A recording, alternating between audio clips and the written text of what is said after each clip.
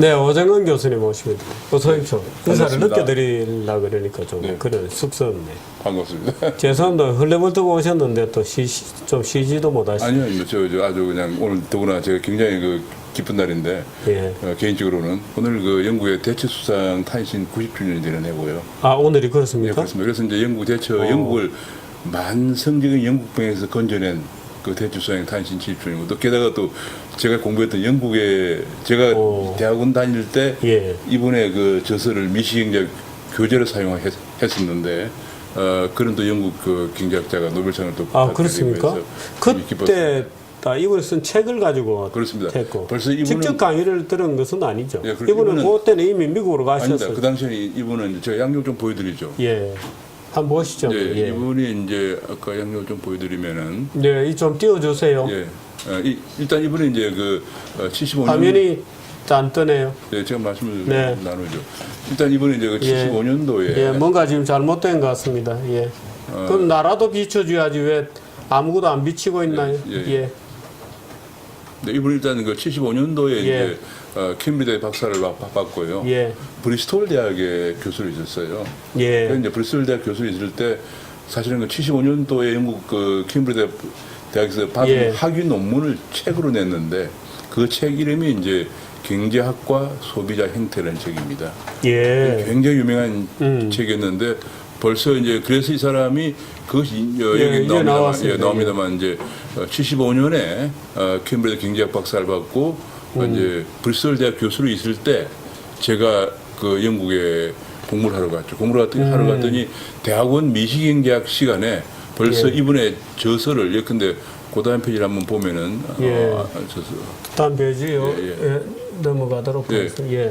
그다음에 예컨대 이제 이 책인데 Economics and Consumer Behavior라는 책이 벌써 예. 대학원 교재로 쓰일 정도로 그렇군요. 이번에 박사학위 논문을 정리한 거거든요. 예. 그 정도로 벌써 약관 30대 초반에 벌써 유명한 분이었습니다. 예. 그리고 이분이 주로 이제 2000년대 초반까지 영국에 있다가 이제 프린스턴 대학 교수로 간 게 83년도에 갔으니까 그때부터 이제 갔는데 그때 주로 영국의 연구 내용을 보면 주로 2000년까지는 계속 본인의 연구 박사학위 연구 분야의 소비자 행태를 연구하다가 네. 2000년 이후에 주로 이제 貧困 문제와 경제 발전을 연구하기 시작했습니다. 예. 그 貧困 문제와 경제 발전 연구의 집대성이 바로 위대한 탈출이라고 그래서 2013년에 나왔죠. 그리고 예. 한국경제신문에서 바로 번역을 해서 그랬습니다. 예, 냈는데 작년에 그랬습니다. 대단한 책입니다. 이 책이 이제로 인해서 바로 2013년에 이제 프린스턴 대학에서 나온 Health, 책이 Wealth and Origin of Inequality. 그렇습니다. 그러니까 그 결과적으로 이제 이 양반은 계속 소비자 문제를 연구하다 보니까 건강과 부와 불평등의 기원은 어디에서 유래하는가 예. 하는 책을 쓰기 시작했는데 이번에 주요 내용이 이런 겁니다. 결국은 성장을 해야 빈곤이 감소가 되고 예. 분배가 개선되고 기대 수명이 연장이 되고 예. 행복이 증진된다 예. 하는 얘기입니다. 그리고 그 성장은 어디서 나오느냐? 가난과 질병으로부터 탈출하고자 하는 그런 책이 그래서 그 에스케이프입니다. 대탈출입니다. 탈출하고자 하는 인간의 끊임없는 노력의 결과이다. 이 사람은 이분은 그 책 서문에서 이런 얘기를 해요. 본인이 예. 본 영화 중에서 아주 그 어떤 그 전쟁 포로가 예. 계속 잡히는데도 불구하고 끊임없이 탈출을 시도하는 그리고 끊임없는 탈출 시도 끝에 자유를 찾는 예. 그런 얘기를 하면서 탈출하지 않고 거기에 안주하면은 결국은 포로로밖에 생을 마치지 않지만은 끊임없이 탈출하려고 해서 자유를 찾는데 그것이 바로 인간의 어떤 그 숙명지처럼 숙명질 수밖에 없는 질병과 빈곤의 늪으로부터 인간이 끊임없이 탈출을 하려고 하는 그 정신이 인간을 풍요로운 세계로 이끈다는 것을 계속 강조하고 있습니다. 지금 이제 디턴 같은 경우는 경제학이라고 하는 이론적인 툴을 통해서 그렇습니다. 이 인간과 문명의 어떤 그 행동 뒤에 있는 예. 지금 본질을 지금 보고 있는 거예요. 그렇습니다. 그래서 이분은 계속 그걸 얘기하면서 예를 들면 이런 거죠. 이게 이제 이쪽이 가로축이 소득입니다. 예. 소득이 증가할수록 빈곤이 계속 개선되는 건데 이 빈곤이 계속 개선되는 겁니다. 이런 것들이 뭘 얘기하냐면 소득이 증가할수록 인간의 생활이 향상된다는 기대 거죠. 수명, 이제 기대 수명으로 보는 그렇죠. 일종의 사회 발전의 지표입니다. 그렇습니다.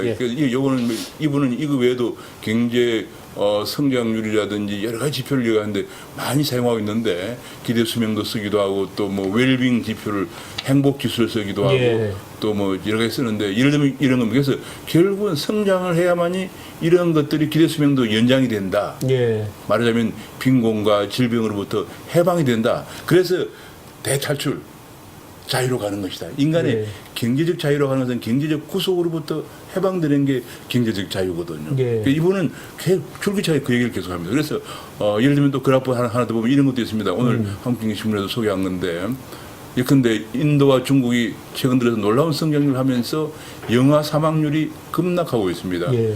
70년대, 50년대만 하더라도 5살 미만의 사망하는 비율이 너무 높았는데 이제는 거의 사망률이 떨어지고 있습니다. 이런 식으로 결국은 경제가 성장하면은 일단은 예. 질병으로부터 해방된다. 예. 빈곤으로부터 해방된다. 예. 이런 걸 보여주고 있습니다. 그러면서 그 성장의 원인이 아까 제가 얘기했지만 성장의 원인이 바로 이런 가난과 질병으로 탈출하고자 하는 인간의 끊임없는 노력의 결과인데 예. 분배가 성장을 가져오는 것은 아니다라고 해서 작년에 한국에서 열풍이 불었던 피케티와는 정반대 주장을 했습니다. 왜냐하면 이 얘기는 뭐냐면 이분의 책에 이런 얘기를 합니다.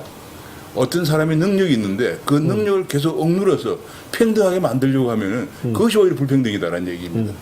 능력이 있는 사람은 그 능력을 발량할 수 있도록 예. 해주는 것이 오히려 평등한 것이다는 얘기. 예. 그런 얘기를 하면서 우리나라의 어떤 그 교육제도와는 정반대되는 얘기를 예. 평준화 교육과는 반대되는 얘기를 하고 있죠. 그래서 예. 그런 얘기를 하고 있는데 우리 이제 이걸 이론에서 노벨상 받았는데 한국의 경우도 마찬가지입니다. 한국이 92년을 기점으로 해서 성장률이 하락을 하고 있습니다.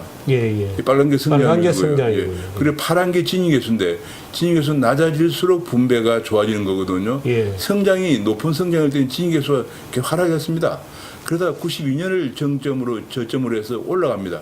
이 얘기는 뭐냐면 분배 구조가 악화된다는 얘기거든요. 실제로 92년이라고 하면 87년 체제가 연장이 된 거예요. 87년 체제가 이제 법적으로 완성된 시기가 92년 정도 되는 그렇습니다. 거예요. 왜냐하면 87년에 이제 노동자 대투쟁이 일어나서 연간 봉주 건수가 3,400건을 예. 기록했거든요. 그리고 나서 88년부터 약 6년간 요 기간 동안 임금 상승률이 연간 20%씩 일어났습니다. 예. 그래서 우리 기업들이 해외로 탈출하게 되면서 이런 현상, 성장률 떨어지는 현상이 발생을 했거든요. 예. 그러면서 해외로 탈출했기 때문에 일자리가 없어지면서 진위계수가 올라가기 시작했습니다. 네. 한국도 바로 지금 디턴이 얘기한 그대로 나타나고 있습니다. 그렇습니다. 성장률이 떨어지니까 분배 구조가 악화되는 것을 통계적으로 보여주고 있습니다. 예. 그런데 불구하고 무슨 자꾸 지금 현재 분배를 더 해달라 그런 성장률, 그래서 성장률이 계속 떨어지고 있는 거예요. 심지어 일부 그 좌익 경제학자들 중에는 분배를 해야 성장이 된다. 이런 그런 얘기, 그게 장꼬대 같은 얘기를 그러니까 하는 지금 현재 사람도 아까 있어요. 그림을 다시 한번 보면은 예. 이런 통계적으로 나타난 것과 정반대 얘기를 그냥 예. 이념적으로 하고 있는 거예요. 그래서 그것이 이제 피케티가 해서 또 더 열광을 했는데 이번에 디턴이 바로 얘기한 것도 한국에도 그대로 나타나고 있어요. 성장을 해야만이 분배도 개선되고 예. 생활 수준도 향상되고 빈곤과 질병으로부터 해방된다.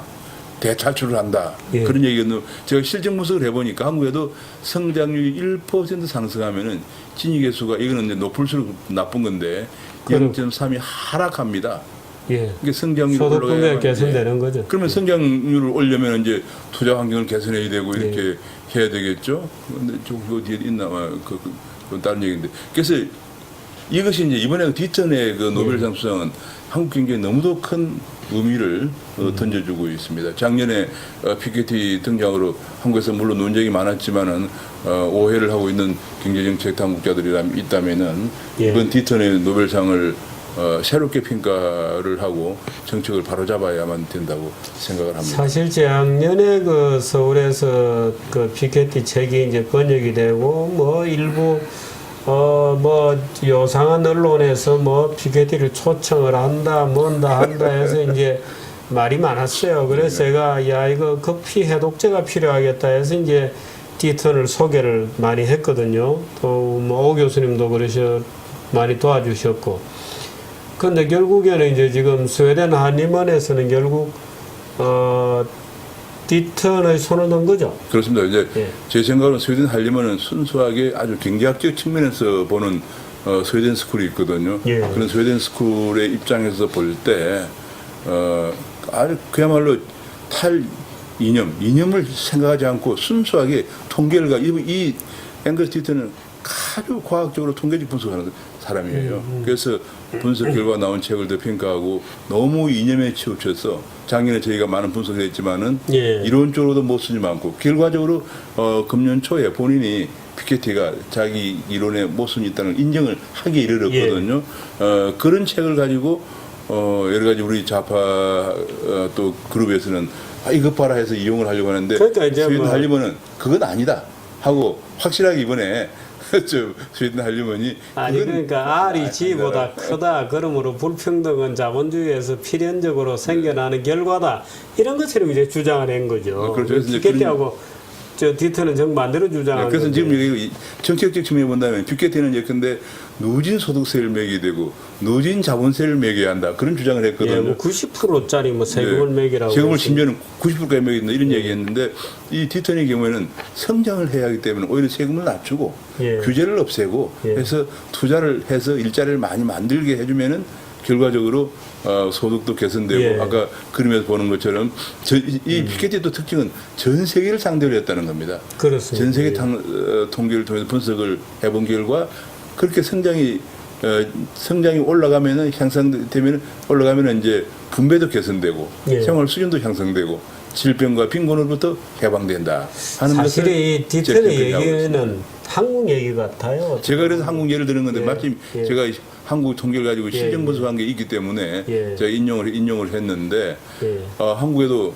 뭐 제가 이거는 밑에 거는 인피리칼 계량 분석을 한 건데 예. 성장률 1% 상승하면은 진위계수가 0.3% 하락해서 소득 분배가 개선되는 이 개선되는 경로가 일자리 창출 때문에 그래요. 그렇군요. 네. 예. 그것을 우리가 정책 당국자들이나 제가 참 지금 국회에 약간 좌파 이념에 도취되어 있는 일부 정치인들이나 혹은 좌파 학교들이 아니, 제발 일부 좀 정치인 아니에요? 많아요. 디턴의 책을 좀 보고 좀 경각심을 좀 가졌으면 좀 아니, 제발 뭐 저처럼 옛날에 저도 옛날에 그쪽에 하심치였었는데 좀 전향을 좀 해서 많이 좀 전향하길 바랍니다. 아니 근데 뭐 그 디턴 책까지 안 봐도 됩니다. 정규제 TV 열심히 보면 그 잠시 지나갔습니다만 외환보 요거 네, 얘기는 그래서 이제 예. 그 외환보유액 요약하기는 이제 잠깐 제가 이번 오늘 그 대통령께서 예.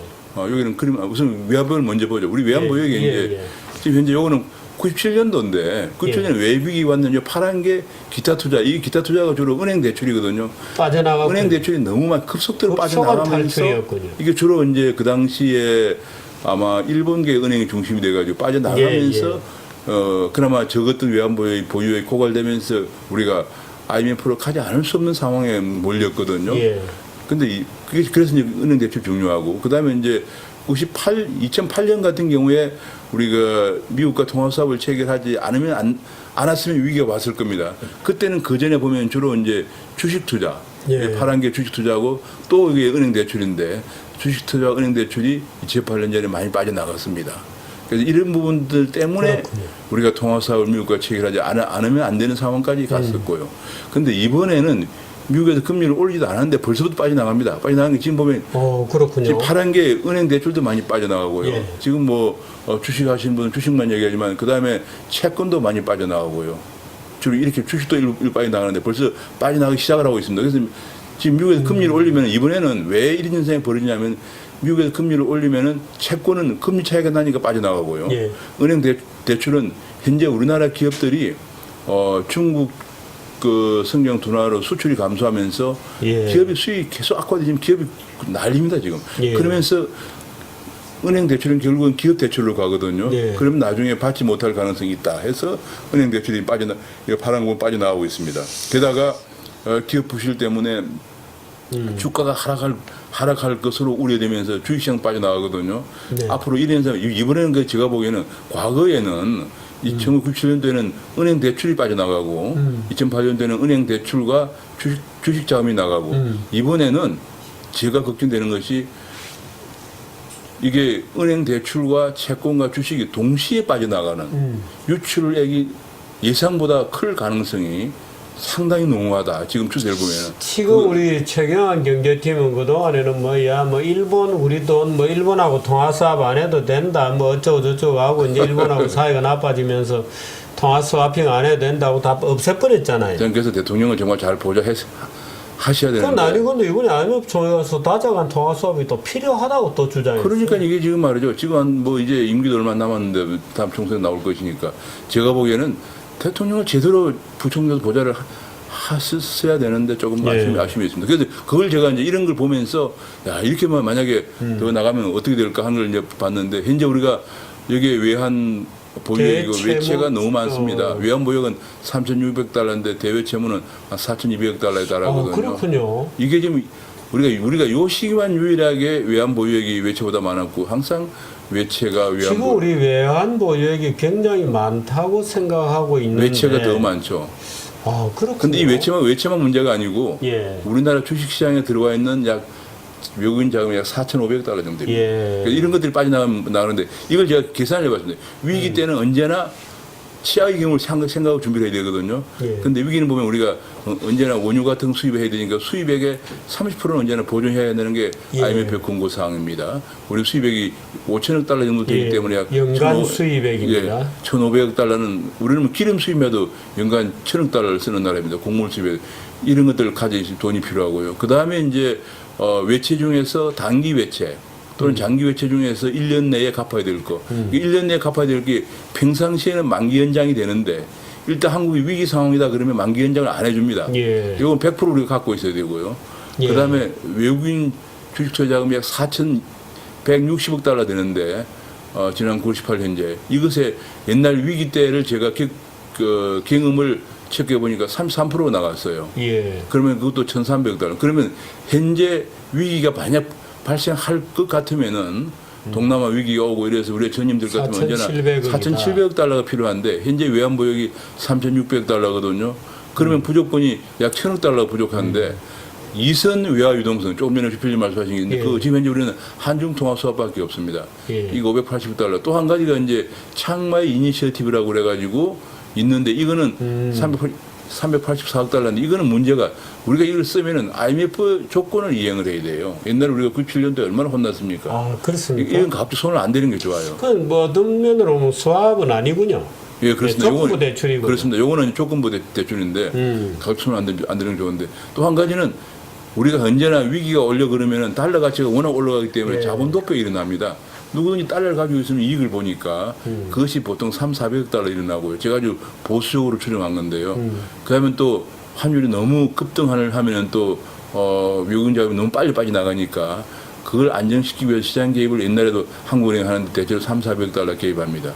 이런 걸 고려하면은 창마의 이니셔티브까지 쓴다 그러면 약 한 600억 달러 정도 부족한데요. 창마 이니셔티브를 안 쓴다 그러면 약 1,000억 달러 부족한 상황이거든요.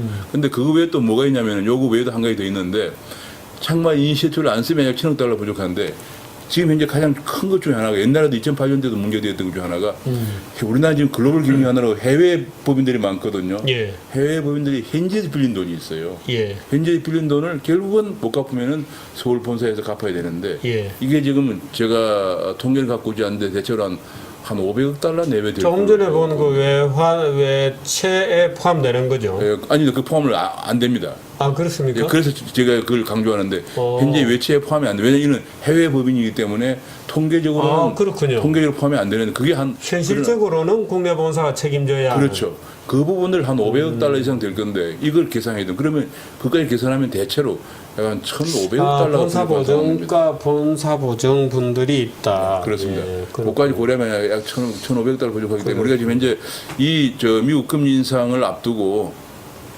굉장히 이 부분에 정말 관심을 갖지 않으면은 내년 총선, 후내년 대선이 있죠.